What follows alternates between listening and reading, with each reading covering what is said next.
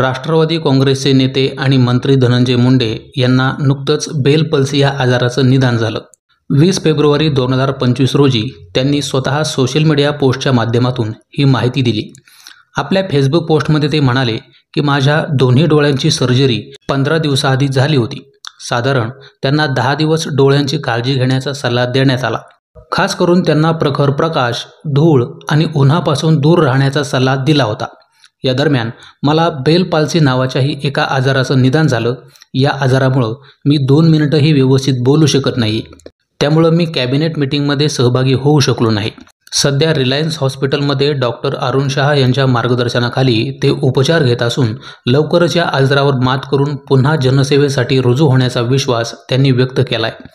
पण धनंजय मुंडे यांना झालेला हा बेल पल्सी आजार नेमका आहे तरी काय, याची लक्षणं काय आणि महत्त्वाची बाब म्हणजे यावर उपाय किंवा उपचार काय, तेच आपण या व्हिडिओमधून जाणून घेणार आहोत। चला तर मग व्हिडिओला सुरुवात करूयात।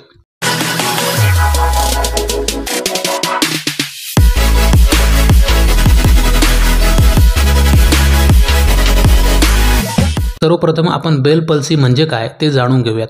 तर बेल पाल्सी ही अशी स्थिती आहे ज्यामध्ये चेहऱ्याच्या स्नायूमध्ये अचानकपणे कमकुवतपणा येतो।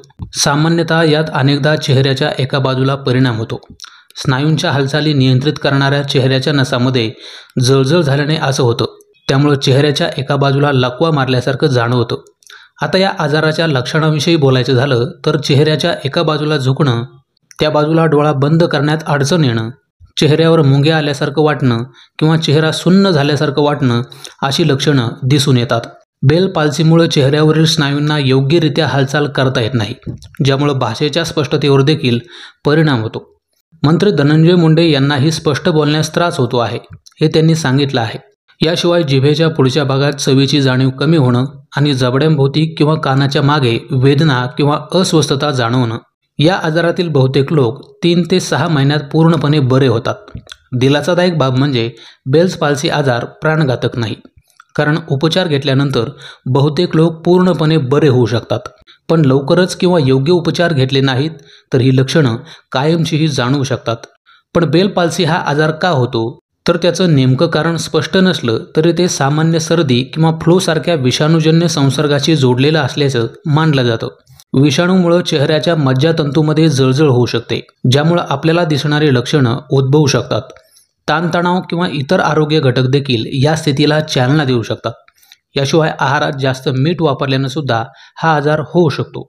आता यावर उपाय काय तेही जाणून घेऊयात। महत्त्वाची गोष्ट म्हणजे डॉक्टरांच्या सल्ल्यानुसार औषधोपचार घेणं आवश्यक आहे। तसंच तुम्ही फिजिओथेरपी आणि चेहऱ्याशी संबंधित व्यायाम करू शकता। याशिवाय मालिश किंवा गरम पाण्याने शेक देणे आणि डोळे कोरडे पडू नयेत म्हणून आय ड्रॉप देखील वापरू शकता। तर जर तुम्हाला किंवा तुमच्या ओळखीच्या एखाद्या व्यक्तीला अचानक चेहऱ्यावर कमजोरी किंवा बोलण्यात अडचण येत असेल तर लक्षात ठेवा की ते बेल पाल्सीचं लक्षण असू शकतं। त्यावर उपचार करता येतात आणि योग्य काळजी घेतल्यास बहुतेक लोक पूर्णपणे बरे देखील होतात। धनंजय मुंडे यांनी देखील आधीच्या आजारावर उपचार सुरू केले आहेत। तर आशा करतो की ही माहिती तुम्हाला नक्कीच आवडली असेल। हा व्हिडिओ कसा वाटला ते कमेंट करून जरूर सांगा। व्हिडिओ जर आवडला असेल तर व्हिडिओला जाता जाता फक्त एक लाईक करा, ही माहिती इतरांनाही शेअर करा आणि आरोग्याशी संबंधित असेच नवनवीन व्हिडिओज पाहण्यासाठी चॅनलला सबस्क्राईब करा। स्वतःची आणि कुटुंबाची काळजी घ्या। आयुष्य होईल सुंदर। पाहत रहा फक्त GP हिलर।